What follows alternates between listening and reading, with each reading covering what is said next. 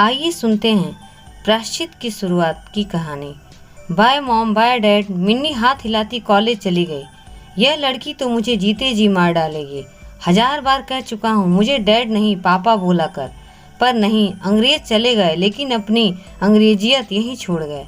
सुबह सुबह ही निखिल का मूड खराब हो गया था। निखिल, मैं अपनी एरोबिक्स क्लास इनसेप में जा रही हूँ। वहाँ से किटी पार्टी और फिर वहीं से करण आश्रम की मीटिंग में चली जाऊँगी। लौटने में देर हो जाएगी। रामदीन से कुछ हल्का खाना बनवा लेना। और हाँ, मिनी आज देरी से लौटेगी। सुभद्रा जल्दी जल्दी बात समाप्त कर निकलना चाह रही थी, तभी निखिल ने सवाल उछाल दिया, क्यों? अब आज क्यों देर हो जाएगी? अभी परसों ही तो देर से आई थी। उस दिन वह डेटिंग पर गई थी। इन दिनों वह ब्यूटी कॉन्टेस्ट की तैयारी में लगी है। सुभद्रा बोल तो गई, पर उसे निखिल के भड़कने का पूरा अंदेशा था और वही हुआ। सुभद्रा, मिन्नी अब बड़ी हो गई है, तुम्हें उसकी गतिविधियों पर अंकुश लगाना चाहिए। 2 दिन बाद ही मेरा दोस्त वर्मा परिवार सहित हमारी बेटी को देखने आ रहा है। बहुत ही सभ्य और संस्कृत परिवार है। मैं चाहता हूँ हमारी मिन्नी का रिश्ता यहाँ हो जाए। इस बारे में हम शाम को बात करेंगे, अभी मुझे देर हो रही है, कहकर सुभद्रा झटके से निकल गई। निखिल उसे जाते हुए देखता रहा और ख्यालों में खो गया।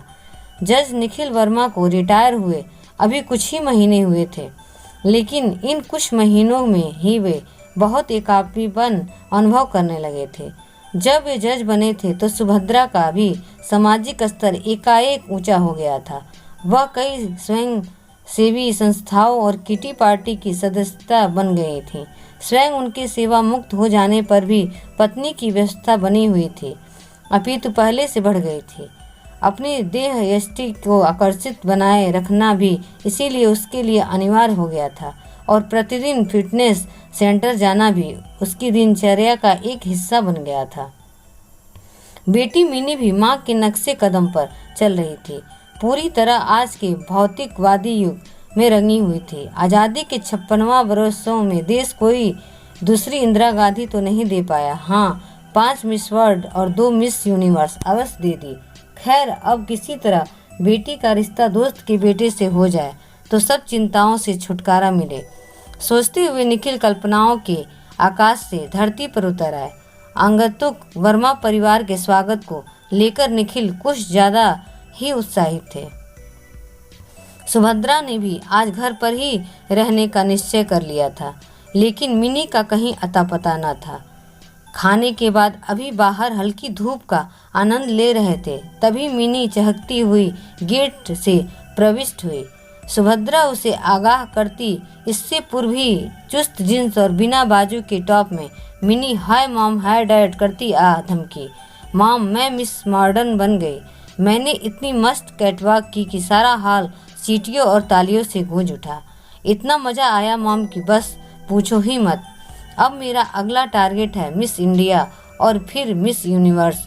अदा से बोलते हुए मिनी खिलखिला पड़ी। मिनी, थोड़ा फ्रेश हो लो। सुभद्रा उसे खींचते हुए अंदर ले गई। बोझिल हो उठे वातावरण में वर्मा परिवार ने विदा ली। अगले ही दिन फोन पर निखिल को आशानुकूल जवाब मिल गया। निखिल, तुम्हारी बेटी बहुत सुंदर है, लेकिन मेरे घर की बहू बनकर शायद उसकी महत्वाकांक्षाएं पूरी न हो पाएं। इसीलिए मैं क्षमा चाहता हूँ। निखिल के लिए यह घटना एक वज्रघात के समान थी। वे गुमसुम रहने लगे, लेकिन सुभद्रा और मिनी पर इसका कोई असर न था। सुभद्रा ने तो स्पष्ट शब्दों में कह दी थी, अच्छा हुआ मेरी बेटी उस दकियानूस परिवार की बहू बनने से बच गई।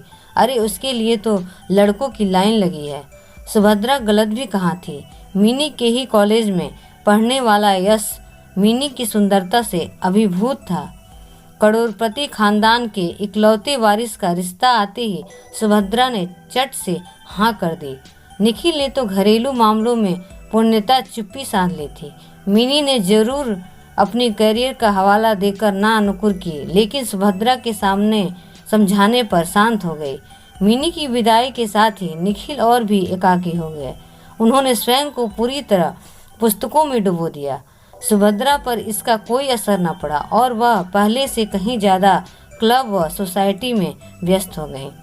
शादी के बाद मिनी का समय तो पंख लगाकर उड़ चला। यश के संग पार्टी, होटल, फिर लंबे हनीमून में 2 माह कब बीत गए उसे पता ही नहीं चला। यश ने जब पिता के साथ पुनः शोरूम पर जाना आरंभ कर दिया तो मिन्नी के लिए दिन पहाड़ सा हो उठा। उसने पुनः जिम आदि आना आरंभ कर दिया और मॉडलिंग एजेंसियों के चक्कर काटने लगी। यश के माता पिता को भनक लगी तो उन्होंने बेटे के माध्यम से बहू को समझाना चाहा, लेकिन मिनी कुछ भी सुनने समझने को तैयार न थी। जब यश ने थोड़ी सख्ती बरतनी चाही तो वो गुस्से में घर छोड़कर आ गई। जब निखिल ने समझाना बुझाकर उसे पुनः ससुराल भेजना चाहा तो सुभद्रा बीच में आ गई। उसके अनुसार मिन्नी को अपना कैरियर बनाने का पूरा अधिकार है और यश व उसके घर वाले उसके पैरों में बेड़ियां डालने का प्रयास कर रहे हैं। निखिल और यश के समझौते का भरसक प्रयास किया पर सुभद्रा ने उनकी एक न चलने दी। मिन्नी की जिंदगी पुनः पुराने ढर्रे पर चल पड़ी। उसे माँ के घर लौटते हुए लगभग 1 महीना हो गया था, लेकिन धीरे धीरे मिनी महसूस करने लगी कि उसके पुराने संगी साथी अब उससे कटने लगे हैं। मॉडलिंग के भी उसके अच्छे ऑफर नहीं मिल रहे हैं। शायद उसका शादीशुदा होना इसका कारण रहा हो। जो भी हो, मिनी स्वयं अब सबसे कटने लगी और अपना अधिकाधिक समय घर पर बिताने लगी। यही नहीं, इन दिनों उसे यश की याद भी बेहद सताने लगी थी। उसके साथ बिताए मधुर लम्हों को याद कर वह अकेले में भी मुस्कुरा देती। वह महसूस करने लगी थी कि अपना घर छोड़कर उसने बहुत बड़ी भूल की है। भला पूरी जिंदगी वह यश के बिना कैसे गुजार सकती है। अपना भविष्य उसे अंधकारमय नजर आने लगा। रह रह कर उसे माँ पर गुस्सा आता था। जब वह पापा को अकेले दिन रात पुस्तकों में डूबा देखती तो माँ के प्रति उसका गुस्सा दोगुना हो जाता। क्या उसके बिना यश भी इतना ही एकाकी हो गया होगा? रह रह कर उसे यह ख्याल आने लगा, पर लौटने के सारे रास्ते तो वह स्वयं ही बंद कर आई थी। मिनी खोई खोई रहने लगी। हर वक्त उसे उदास देखकर एक दिन सुभद्रा ने उसे डांट दिया, इस तरह मुंह लटकाए घूमोगी तो बन गया तुम्हारा कैरियर। अगर खुद से कुछ नहीं कर सकती तो कल मेरे साथ चला करो। मिनी भी भरी बैठी थी, फट गई। आपके साथ जाकर मुझे अपनी जिंदगी और तबाह नहीं करनी। मैं अपने हाल में खुश हूँ। पहले आपने पापा की जिंदगी तबाह की, फिर मेरी। सुभद्रा इस आक्षेप में तिलमिला गई। गुस्से से तमतमाई वह घर से निकल गई। सोसाइटी की मीटिंग में जब उस पर ढंग से काम नहीं करने का आरोप लगाया गया तो वह आवेग में आ गई और इसी दौरान उसकी तबीयत बिगड़ गई। तुरंत उसे अस्पताल ले गया गया और घर सूचना भिजवाई गई डॉक्टर के यह बताने पर कि सुभद्रा को दिल का गंभीर दौरा पड़ा है। निखिल और मिनी के तो हाथ पांव फूल गए। मिनी को कुछ नहीं सूझ रहा था। घबराहट में उसने यश को फोन कर दिया। यश ने तुरंत आकर सारी स्थिति संभाल ली।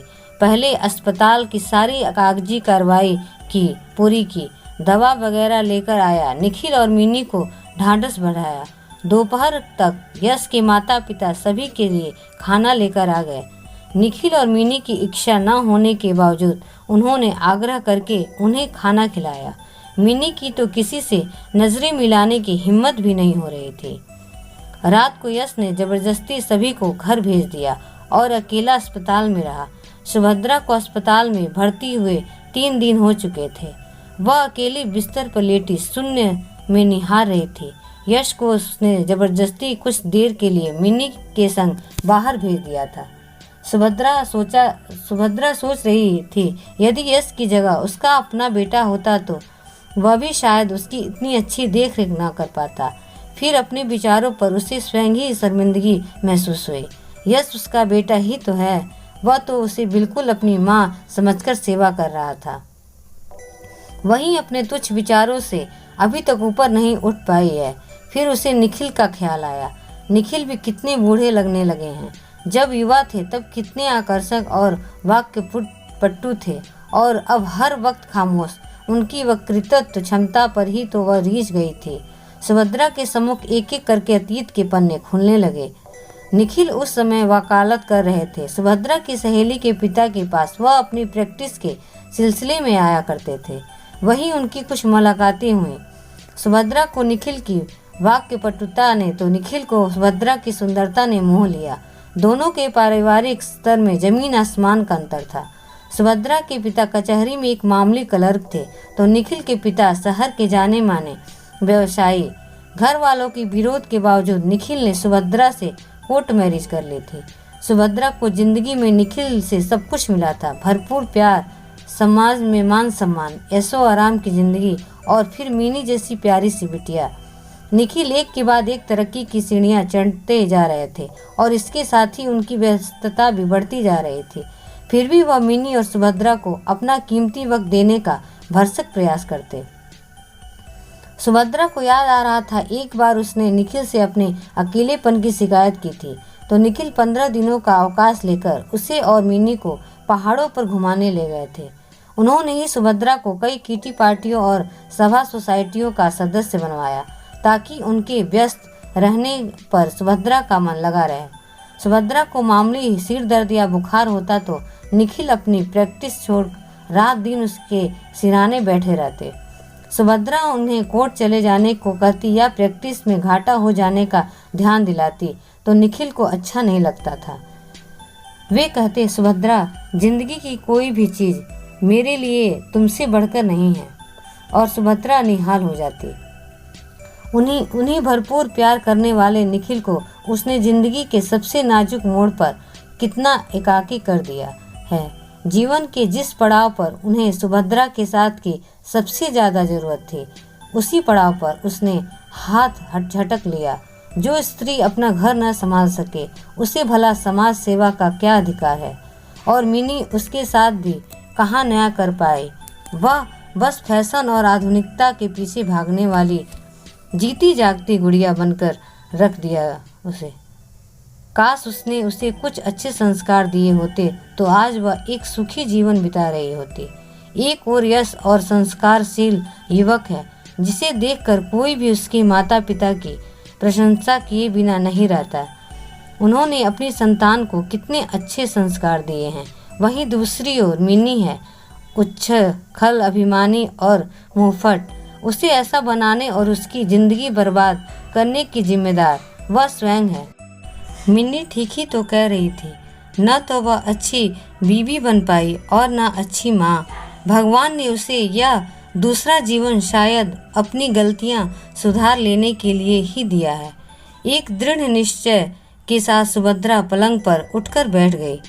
तभी निखिल ने कमरे में प्रवेश किया। अरे अरे, यह क्या कर रही हो? अभी तुम बहुत कमज़ोर हो। लाओ, मैं तुम्हें सहारा देकर बैठा देता हूँ। कहते हुए निखिल ने सुभद्रा को तकिए के सहारे बैठा दिया। सुभद्रा एकटक निखिल को देखते जा रही थी। ऐसा क्या देख रही हो? निखिल ने पूछा। कुछ नहीं, मुझे छुट्टी कब मिलेगी? सुभद्रा ने पूछा। यही तो बताने आया था मैं, कल तुम्हें छुट्टी मिल जाएगी। कल तुम घर चल सकोगी, लेकिन अभी कुछ दिनों तक तुम्हें पूर्ण विश्राम करना होगा। कुछ समय बाद ही तुम घर से बाहर निकल पाओगे। निखिल ने समझाते हुए कहा। मुझे अब कहीं नहीं जाना निखिल, इतने वर्षों बाद तो घर लौट रही हूँ, अब कहीं नहीं जाऊँगी। सुभद्रा बुदबुदा रही थी। तुम्हारी तबीयत ठीक नहीं है, तुम लेट ही जाओ। कहते हुए निखिल ने सुभद्रा को फिर से लेटा दिया। घर लौटकर सुभद्रा बहुत राहत महसूस कर रही थी। घर भी उसे कुछ नया नया सा और बेहद अपना लग रहा था। सच है, जब देखने वाले का दृष्टिकोण बदल जाए तो हर चीज़ स्वतः ही बदल जाती है। बहुत दिनों बाद सभी डाइनिंग टेबल पर एक साथ खाना खा रहे थे। यश भी मौजूद था। आजकल रामदीन बहुत अच्छा खाना बनाने लगा है। सूप और सब्जी बहुत टेस्टी बने हैं। सुभद्रा ने चुप्पी तोड़ते हुए कहा। यह रामदीन का नहीं, तुम्हारी बिटिया के हाथों का कमाल है, निखिल ने और सब्जी परोसते हुए कहा। क्या सचमुच? मिनी, तुमने कब खाना बनाना सीखा? सुभद्रा को अब भी विश्वास नहीं हो रहा था। मम्मा, वो जब मैंने घर रहना शुरू कर दिया था तो मन लगाने के लिए किचन में हाथ आजमा लिया करती थी, मिनी ने सकुचाते हुए बताया। हालांकि मन ही मन अपनी प्रशंसा सुनकर बेहद खुश हो रही थी और उस समय तो उसका चेहरा खुशी से चमक उठा। जब यश ने भी सुभद्रा का समर्थन करते हुए कहा कि खाना वाकई बहुत स्वादिष्ट बना है। उपयुक्त मौका जानकर सुभद्रा बोल पड़ी, लेकिन मेरे भाग्य में इतना स्वादिष्ट खाना अब ज़्यादा दिन खाना नहीं लिखा है। ऐसा क्यों बोल रही हो सुभद्रा?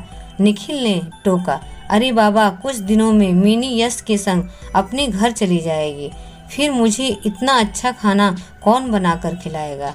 सुभद्रा शरारत से बोली, ऐसी क्या बात है मम्मा, आपका जब मिन्नी के हाथ का खाना खाने का जी चाहे आप वहाँ चली आना, आखिर वह भी तो आपका ही घर है। यश ने सरलता से कहा। निखिल मन ही मन सुभद्रा की प्रशंसा किए बिना न रह सके। कितनी चतुराई से सबके दिलों की बात उसने जुबान में इतनी सहजता से बयां कर दी थी, और सुभद्रा मन ही मन सोच रही थी कि यह तो प्रायश्चित की शुरुआत भर है। अगर कहानी पसंद आई हो तो प्लीज़ लाइक एंड सब्सक्राइब जरूर करें। धन्यवाद।